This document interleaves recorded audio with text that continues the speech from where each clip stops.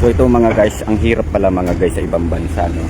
So magandang hapon, so mainit sobra. So nandito ako sa kainitan mga guys. Iniispateran ko is dalawa, si Mang Dani, ang forma ng equipment, and si Boss Allen, Boss ano pala, Alwin. So ayan dalawa, and nandito ako sa gitna nila, and may dala akong plug, yung plug ng pangsenyas, dahil pag may mga aberya or ano, i-stop sila.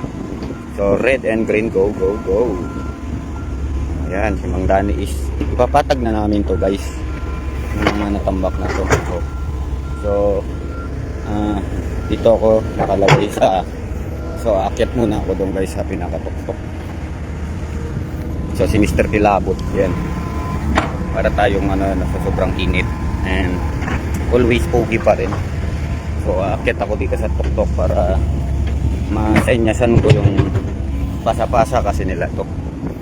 Dito na tayo sa tuktok.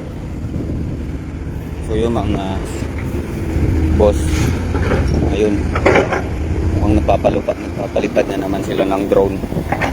So ako, mas mataas pa ang drone ko. Ayan, kahit di ko na kailangan ng drone, nakikita ko na. Sir Alwin, shout out Boss Alwin. Salamat sa merienda. Habang nag-spatter is pinamerienda tayo. So si Mang Dani hindi nakatikim ng merienda, so gumagawa siya ng daan para makatawid siya rito. And nandito tayo sa pinakatuktok. So yung area ng ginagawa namin nandoon. So ito naman is pinapatag na. So nandito naman tayo sa pinakatuktok. And nakatingin sa atin si Boss Alvin doon, ang ating timekeeper sa dulo. And nakikita nyo naman guys, and grabe rito sa ibang bansa guys, and sobrang init guys. So nakikita nyo naman guys, para lang tayong nasa desert to. Mayroon din putik pala sa ibang bansa guys, may mga burak. So kanina guys is naghahanap ako ng mga gulay-gulay. So maraming gulay dyan. So nandito ako sa Netherlands, and ang hirap pala dito sa Netherlands guys is meron din yung pusa na yan na kumakamot. So yung si Mang Dani, ayan, yung foreman ng equipment dahil, and si Boss Alwin, ayun. So meron rin pala ritong market sa Netherlands guys, ayan, New Las Piñas Public Market. Shoutout sa Guardia, nandoon. Campo Elmer, shoutout po. Follow kay Teresa at Palame, Campo Elmer, shoutout po. So tayo guys is para tayong nasa gitna ng and may dala tayong bandila ng, ito yung simbolo ng go ng trabaho. And pag binitawan ko tong green, pinapa-stop ko muna sila, and red muna ang gagamitin ko. Pero nakalagay dito boss, ayan, tingnan nyo guys yung aking pang spatter. Nakalagay nga lang, boss, kupal ka ba?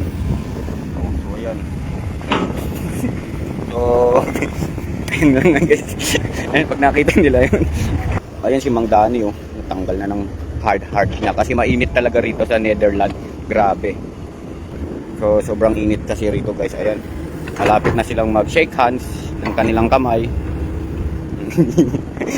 And shake hands, and mamaya is beso na sila.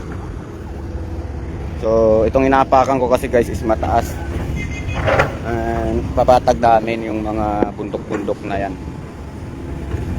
So ayan, nakadaan na siya kasi may tubig doon, and magaling to si Mang Dani alias Mang Kanor. So si Mr. Kilabot naman guys, and iwagayway ang ating bandila dahil kailangan talaga nila na may taga spot kung may tatamaan pa o wala. So yun, nandito tayo sa Netherlands. Ayaan nyo, pag uwi ko dyan ng Pinas is bibilihan ko kayo ng chocolate, yung tigdodos. yung honey. So, ayan, wala tayong ano na hirap dito sa ibang bansa, guys. Ayan na si Mang Dani. And go lang ng go. So, yung site namin doon. And dito tayo. Hindi tayo nakapwesto dahil wala kaming operation doon. And wala kaming panambak. So, kaya dito muna tayo.